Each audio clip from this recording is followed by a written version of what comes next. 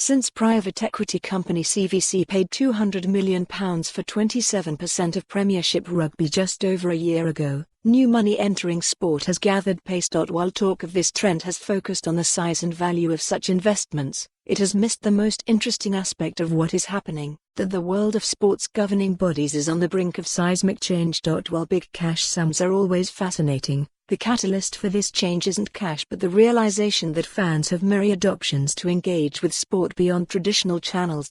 Read more. Davis Cup reboots, Wembley sale talk and Premiership Rugby takeover bids, how private investment is shaking up a sports industry at a crossroads. The inherent business factor in this is that where people go, their hearts, minds and wallets travel with them.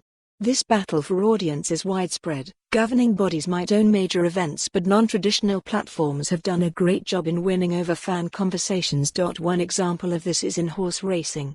Betting brands have done an outstanding job in engaging with punters, resulting in a deeper relationship with racing fans than many major events or bodies which regulate the sport. One hugely effective response to this has been the creation of World Horse Racing, a joint venture between Ascot, Breeders' Cup, Victoria Racing Club, and Goodwood Racecourse.Through a combination of social and digital storytelling, using powerful and unique content, they have built and engaged an audience, without showing a single live racing event. There are many other instances of this in sport and it isn't that governing bodies have been slack, it is just that commercial brands, driven by a financial imperative, have often worked out how to speak to fans more effectively. Quicker.If you are a runner, triathlete or cyclist, the social and digital offerings of Reebok, CrossFit, Adidas, Strava or Nike probably take priority in your app or social hierarchy, especially during non-competition periods. Investors have spotted this and the associated revenue potential, so are playing a big part in response-driven change in the industry.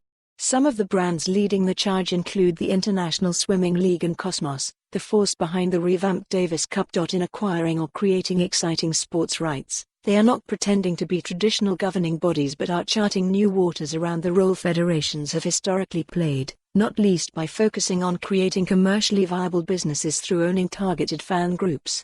It would be very wrong to imply that all sports governing bodies have been caught napping. Some, such as World Rugby, have been every bit as astute as any one of the other entities disrupting the sector and plenty have been developing exciting plans in this space. Another recent initiative is the creation of GB Sports Med. For more on this story, visit the news article link.